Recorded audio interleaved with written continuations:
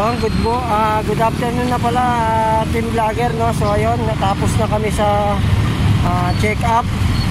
So tapos na rin sa x-ray. So kulang na lang, sinulang yung budget. So next time na lang yung sa legs. Mahal kasi, pauwi na kami. So ayan, papunta na kami, sasakay ng tricycle. Thank you po. Kaya naglalakad kami ngayon dito, papunta kami sa Lolan. Kung saan nando doon yung pilahan ng tricycle na sasakyan namin. So ayan, echos muna tayo. Mekos.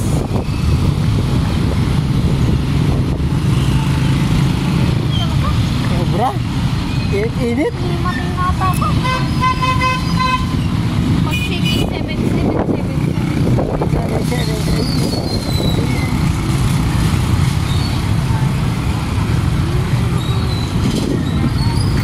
Summer na eh. Saan tayo sa sila? Ano yan? Tayo sa may puno, si Milo.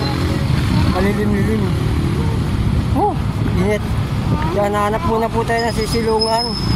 Sobrang init. Baka matumba tayo sa, ano tawag dito? Sa heat stroke. Yan. Yan, nandito tayo sa may puno. Ayan. Puno. Yan, mahalaga po talaga yung puno. Kaya dyan sa mga napumutol ng puno, magsitigil kayo. Sabi ni Mina, abogada. Pogi pala dati na ako sa. Pogi mo. Ginawa ko na lang. Ginawa ka lalaki. Si ano kasi